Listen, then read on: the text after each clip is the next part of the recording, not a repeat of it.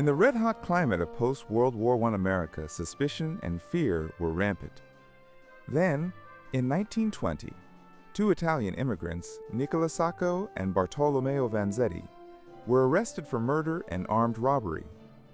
They were known anarchists, and in the eyes of many, that was enough. The trial that followed was a spectacle, fueled by xenophobia and a deep-seated distrust of radical ideas.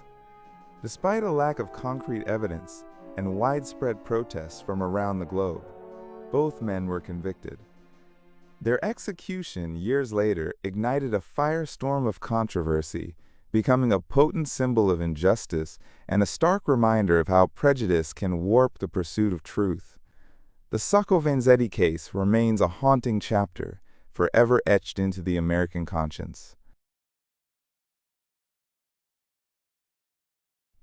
In the dawning light of the 9th century BC, on the sun-drenched shores of North Africa, a legend was born from exile and a stroke of unparalleled brilliance. Fleeing the tyranny of her homeland, the Tyrian princess Dido sought not just refuge, but a dynasty. Approaching a local chieftain, she made a seemingly impossible request: all the land an ox hide could cover. But Dido, a visionary in disguise, was no ordinary supplicant. With breathtaking ingenuity, she cut the hide into impossibly fine strips, laying them end to end.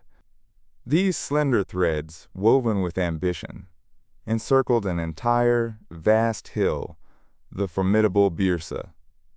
From this audacious gambit, a new city rose, its walls echoing with the promise of Phoenician trade.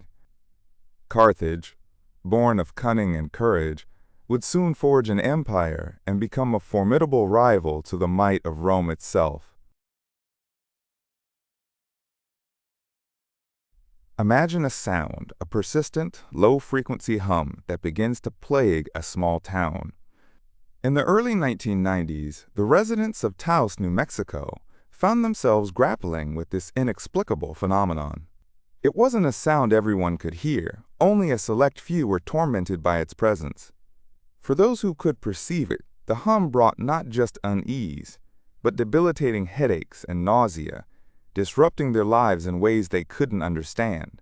Was this merely a localized anomaly, or something far more sinister, a whispered hint of a global conspiracy?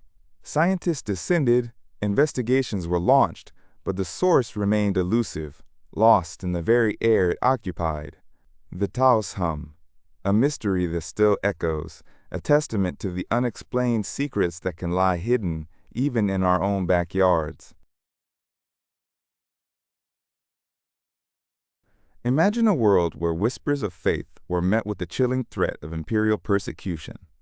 For centuries, Christians in the Roman Empire endured unimaginable suffering, their beliefs deemed a dangerous heresy. But in the year 313 AD, everything was about to change. Driven by a vision that transformed his destiny, Emperor Constantine found himself on the precipice of a world-altering victory at the Battle of Milvian Bridge. With his co-emperor Licinius, Constantine issued a decree that would echo through eternity, the Edict of Milan.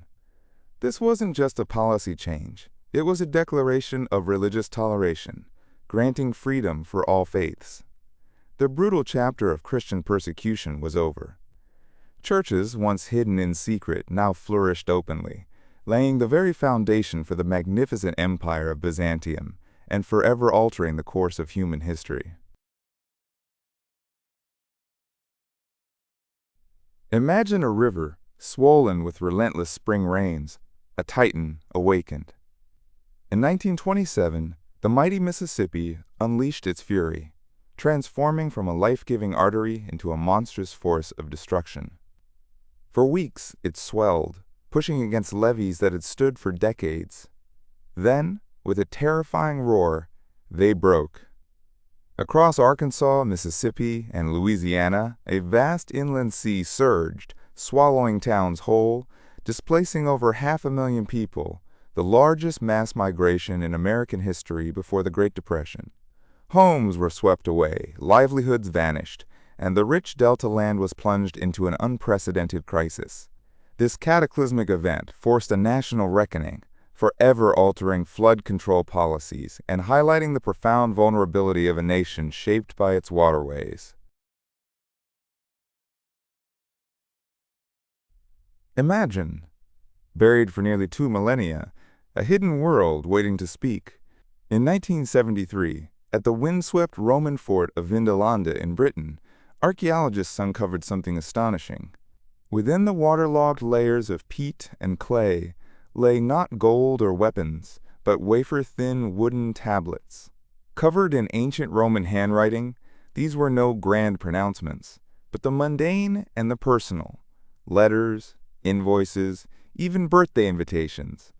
Suddenly, the distant past came alive.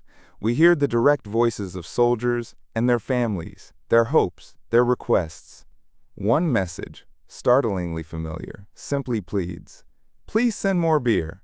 These Vindolanda tablets offer an unprecedented, intimate glimpse into the very real, everyday lives of those who lived on the edge of the Roman Empire, a truly remarkable window into our shared human story. The Emerald Isle, a land of ancient beauty, was about to erupt. In 1798, a desperate cry for freedom echoed across Ireland, igniting a rebellion that would shake the very foundations of British rule.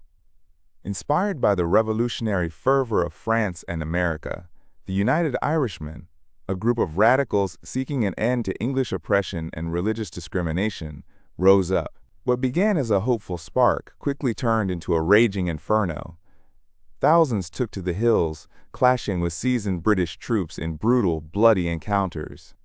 The rebellion's ambition was immense, aiming for an independent, secular republic, but it was ultimately crushed by overwhelming military might. Though short-lived and tragically violent, the 1798 rebellion left an indelible mark, a potent symbol of Irish resistance that would fuel the flames of nationalism for generations to come.